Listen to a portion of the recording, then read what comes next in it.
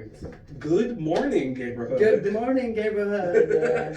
So this is our show where we're going to be talking about some news. We're going to be like breaking it down. We'll have like a couple of few articles and then we'll talk about how it impacts us as queer people. Mm-hmm. I'm Tyrell VA. And I'm Mo Russell. And let's get started on our first story. Awesome.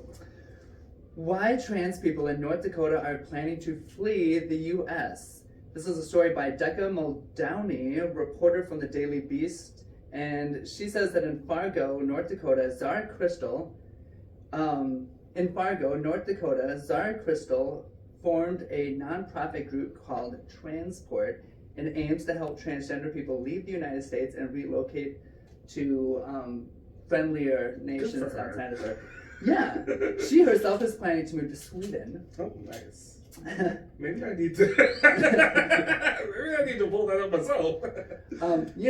I was planning on moving to Finland if it ever came to that. So we'll see how that goes. Maybe I'll get a hold of Zara.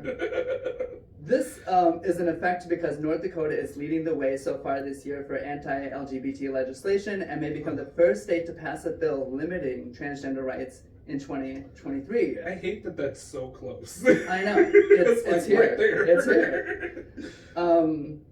And what do we have? Where is that?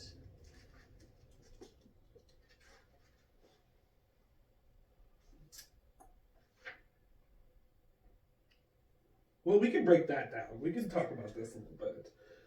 I feel like the main thing that is happening right now is that there's a fear, an ongoing homophobia, a fear of queer people, of what that means for the culture, what that means for heteronormality.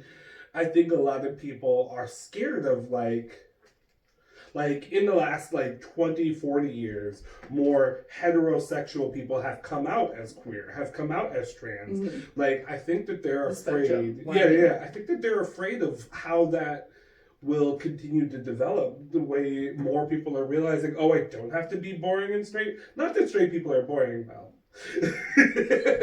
But you don't have to be. And more than just that, you might not just be. Right. Yeah. As well, and you figure that out as you explore, because in this particular nation, we grow up just with that normality, that boringness. Normality, yeah. Yeah, and until you discover the terms, discover the words, it's not that these people haven't been here. We just don't know how to describe ourselves yet. I think that's a really good point. We are now just putting words to the feelings. Right. The concept was already there. We had all of those thoughts rolling around in our brain. We were just like, oh, what is that? And also we're seeing queer people being hunted and targeted. Right. So it's oh, maybe I don't. And North Dakota is particularly dangerous. So I can understand the mentality of why it's happening. It still sucks and it's still not great. It's not a make America great kind of thing. No. Because our lives, our livelihoods are in danger, and the fact that we're contemplating leaving should tell you something. Right. And that's money out the door for America as well. You'd think that they think about that because that's all they seem to care about. Now, this information comes from not just the Beast. They got their information from the Trans Legislation Tracker, and that in itself is just a great source for any queer person to know about and have access to. It is a tracking bill thing that does... We'll put the link down in the description so you can find that. Yeah, they say that they track over 200 bills in 2023, and a significant number of those will likely pass. Oh boy. These are anti-trans bills, essentially. Specifically, yeah. Let's see, this is what was happening in North Dakota. It's also happening in Kansas. Kansas has a bunch of bills coming out. We don't want to talk too much about specifically the bills because there's a lot. There's a lot of language. There's a lot of terms. And we're not experts. That's why we want you to go and look. But we're here to tell you that this is happening. In Kansas, Senator Razor specifically queer representative talked about like how harmful it is to watch being in this place watching this happen, and I can't even imagine. It's hard enough being a person outside of that space, not even in a place where it's happening, in a space where I have to watch it happen. It's hard enough, but being literally in the space where they're making laws about you and about people like you, I can't imagine that. And he came out to the Kansas City Star magazine, and he said that it's just really hurtful, and he can't emphasize and sympathize enough for the queer children, because he remembers being a 17-year-old and realizing everything was one way and he was another way, and he can't imagine what it's like being a queer kid in this day and age. You'd think we progressed, but we are regressing. It's hard to say which one's worse, when they were ignoring us before, or now when we're being politicized. Well, and it's like, there are generations of this, because I grew up in the era of Matthew Shepard. Like, that was like right when I was still like a very young, impressionable kid, and knowing that someone hated someone like me enough to do that kind of stuff to them genuinely scared me. And I don't want to say it stopped me from coming out. Like, I genuinely was like, okay, well, maybe it's not safe, like, that's a real thing. And like, I could have had so many better queer experiences if I didn't have that looming in the back of my mind. It literally hinders your like growth. I knew about the story Matthew Shepard, but I didn't know that myself was gay at the time. And so it just added to the internal homophobia, I think. Truly. So it's interesting to see how the generational effect of it, because like, you think you can't get away with that kind of stuff in this era, but it's like, well, instead of doing that, those people went to get positions in which they can illegalize us and put us in jail. And then whatever happens in jail happens in jail. We know what happens in jail. We know what happens to queer people, people of color in jail. We know. It's well recorded. So it's like, this is just an excuse to dispose of us. That's ultimately what it is. I keep telling you about this conspiracy I have of the Christian nationalists and their plan, their agenda to take over America. As if they already haven't.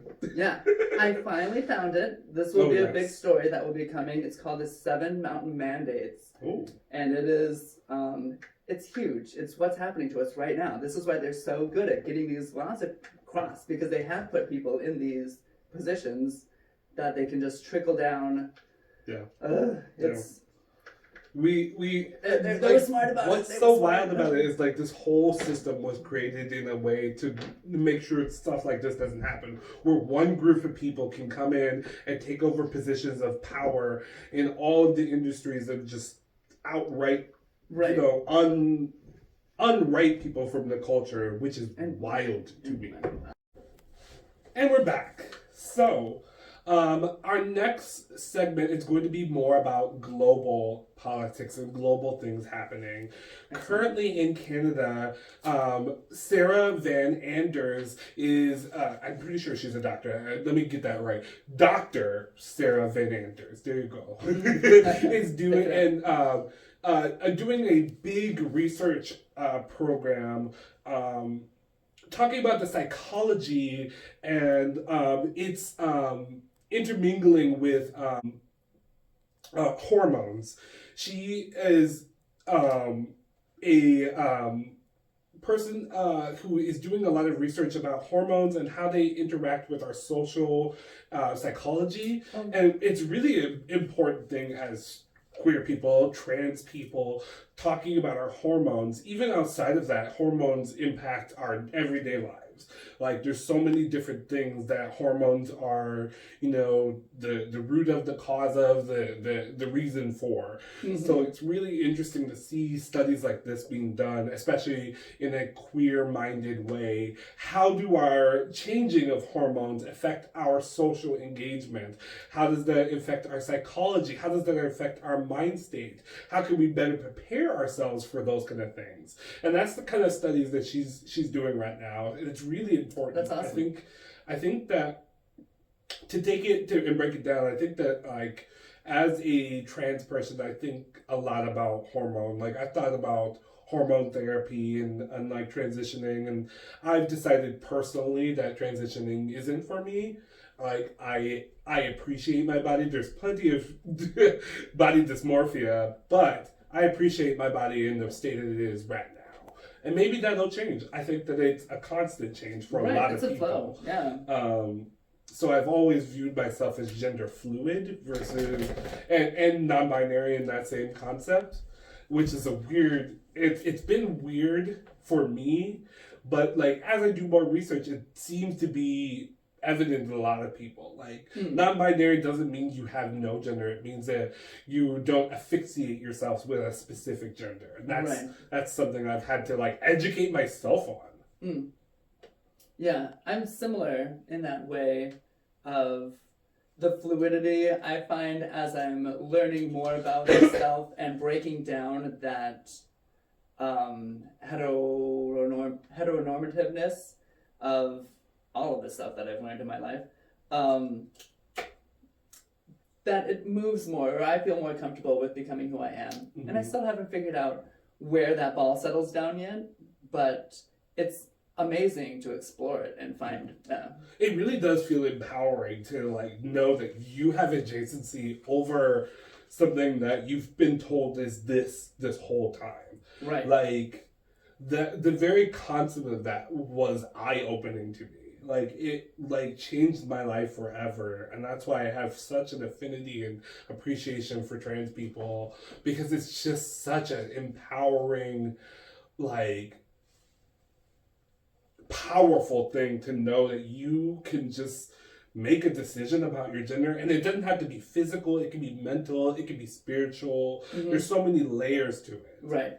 And when you can let go of like wanting everyone to do what you want them to do, or feel like they should react the way that you want them to react, it is in itself freeing, because that's all that shit on you as well. It's all this package and weight on you. The weight of the whole ass world is on you. Yeah. And like I think we as queer people, we need to constantly remind ourselves that we're doing something really important. Mm-hmm.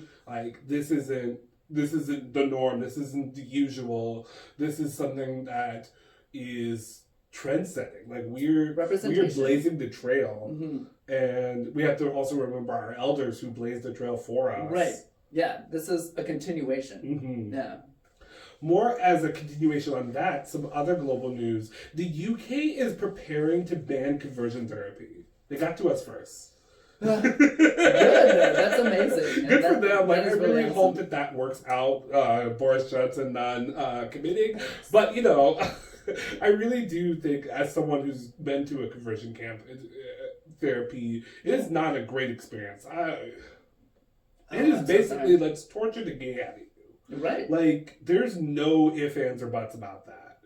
And sure, there's been regulations and changes on how it's operated since I was in, but it shouldn't be a thing at all. Right. And maybe the study on how gender and psychology works, maybe that'll help us bring us to a place where it disproves the whole concept. You would think so, but no one's listening to the professionals on any of this shit. No or one at least does. The lawmakers are not listening to the professionals on this. And so, yeah, if we can educate people or... Well, luckily here in Minnesota, it's very illegal, and they're closing them down everywhere that you go. Even in the outstretches of Minnesota, where it's like the most conservative, they did try and hide them there. They have been trying to hide them there. Trying to change their name, change their affiliation. Yeah. So it's an ongoing battle. Once again, a war out here for trans and queer rights. Yeah, just because, laws are still changing against us, but even when they were changing in our favor, that did not mean anything was over. Yeah, it was never over. I think we got gay marriage and here in America, and we really, I don't want to say, because I definitely see a lot of people doing the work, but, I feel like we got laxed and we got comfortable. Yeah. And I feel like the majority of us said we did that. Mm-hmm. And like, I remember I was willing to march. I marched on this. Like now I think, maybe I'll send some money to the protest. Maybe I'll do a donation. And like, Yeah. As much as that's powerful and useful and amazing, we also have to risk ourselves. We also have to put ourselves back in that battlefield. Mm-hmm. Put your armor back on, because it's not over. Marriage equality did not mean equality. Yeah, no. And it barely meant marriage equality. Right. In Japan, Japan's Prime Minister Fumio Kishida has fired a government aide who made derogatory remarks about LGBT couples. Fired. Out of here. Get out of there. We love that for Japan because, like, when you see Japan, you see a lot of conservative concepts. You see a lot of chasteness. You like, and not to like throw shade. This is just the real, like, what I see from outside perspective, and I would love for someone to challenge that. Like, I genuinely ask you to challenge that and like show that, like, hey, there is another part of Japan there. Like, and we see that in this action here. We see that in them getting ready to legalize gay marriage, and like we see that change, and like it's very much, you know, it doesn't help that you were a country like controlled and like owned by, you know, white people and people who aren't you. It doesn't help that you just not even like 200 300 years like have your own bad independence history. It's just you know. It's very much a good trend, and we want to see this happen.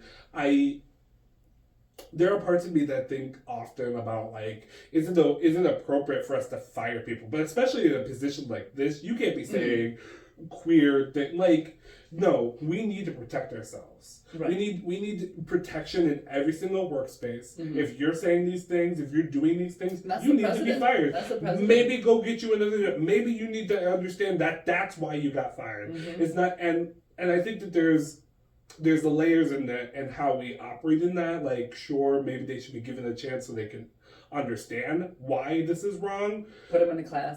Yeah. Next to some gay people. Maybe there needs to be laws about that. More representation, more teaching. In Egypt, homosexuality is highly stigmatized, and there's been long allegations that police are hunting LGBT people online using dating services. And the BBC News recently got evidence of this. Maybe don't answer that faceless, shirtless profile. Maybe that's a trap. Like, low key. Really, factually, actually. More identity recommendations. Jeez, that's rough. Oh, yeah. Y'all just trying to get a blowjob. That's rough. That's your life in danger. That's genuinely your life. And, like, my heart goes out to all of these countries where it's genuinely illegal and genuinely, like, death sentence just existing. Yeah. And this is what we mean by the war. Like, it may be here where we're moderately safe. Sure, there's laws going up against us, but they're not going to come down, kick down our door, and murder us. Not yet. Maybe soon. But honestly, I think that's what they're pushing for. But in Egypt, homosexuality is highly stigmatized, and there's been long allegations that police are hunting LGBT people online using dating services. And the BBC News recently got evidence of this. Maybe don't answer that faceless, shirtless profile. Maybe that's a trap. Like, low key. Really, factually, actually. More identity recommendations. Jeez, that's rough. Oh, yeah. Y'all just trying to get a blowjob. That's rough. That's your life in danger. That's genuinely your life. And, like, my heart goes out to all of these countries where it's genuinely illegal and genuinely, like, death sentence just existing. Yeah. And this is what we mean by the war. Like, it may be here where we're moderately safe. Sure, there's laws going up against us, but they're not going to come down, kick down our door, and murder us. Maybe maybe soon. But honestly, I think that's what they're pushing for. But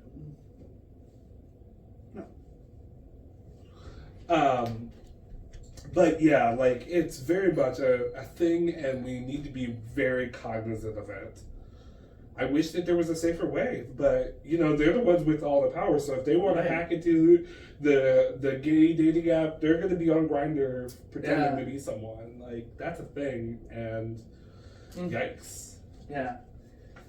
Using our technology against us. Then, finally, in global news, the Pope Francis said during an exclusive interview January 24th, being homosexual isn't a crime. That's his. Well, great. I don't know how you could say that. How kind of you.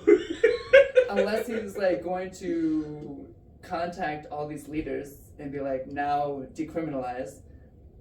You can't just say that. It's not a crime no more.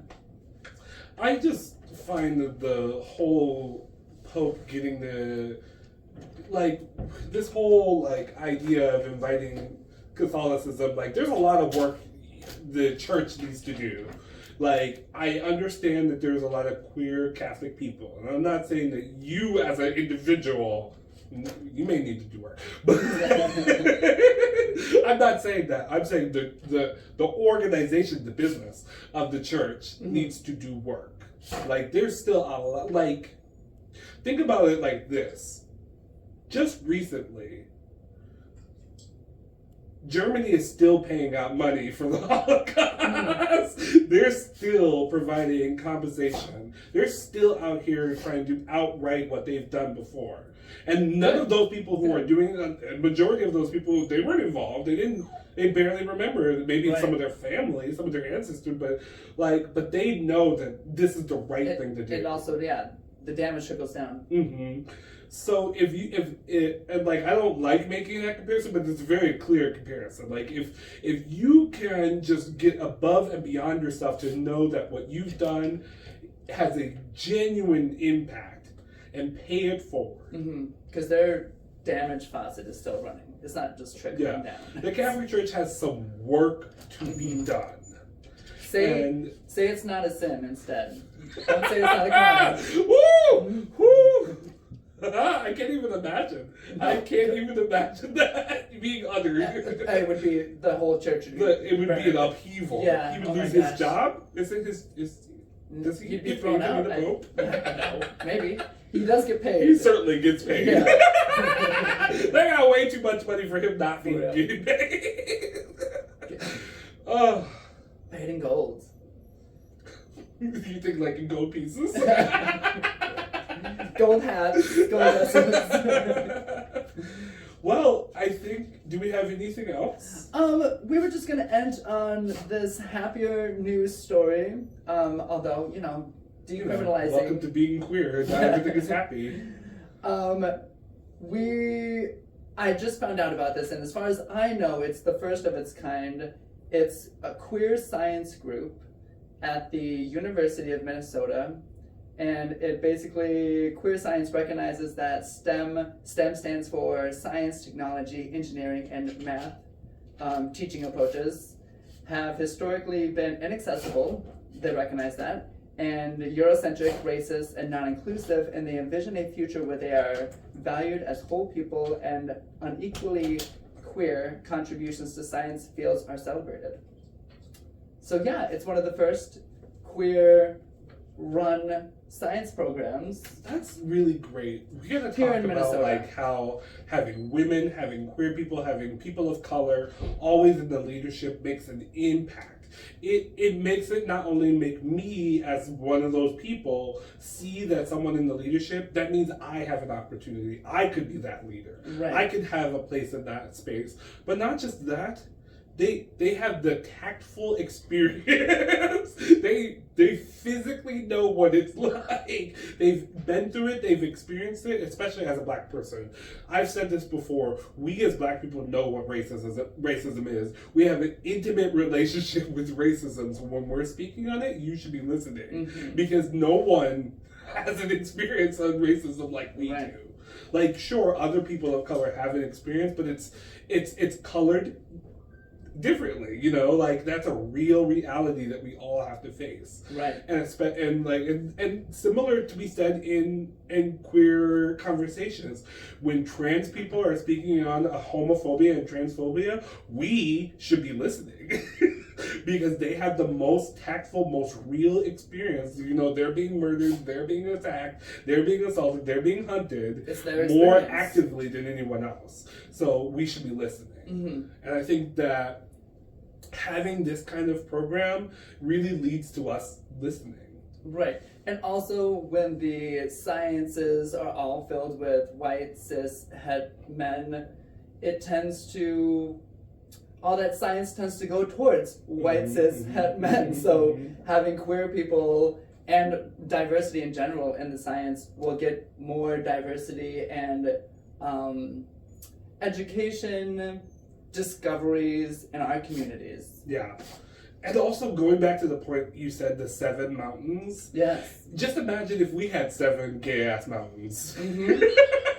Not saying we even need to, but clearly we might need to. Roy G. Biv. You know, like, maybe we need to have a rainbow, like, maybe we need to have an agenda. Maybe we need to have a program. We need to be ready for this active assault on our culture, on our people, on our person.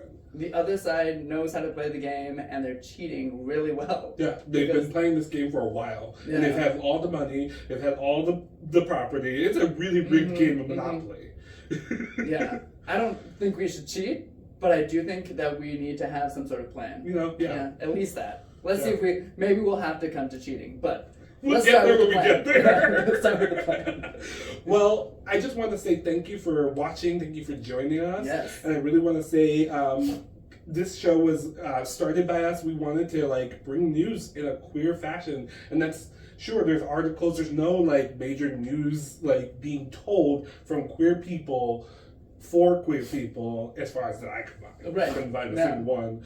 So hopefully, if you do know some, put them in the comments. Like us and tell us, hey, go follow these people. They're also doing it. We would love that. We'd love to have a community of people who are willing to tell the stories and have a voice to tell those stories. Yes. But until then, catch you next time. Bye.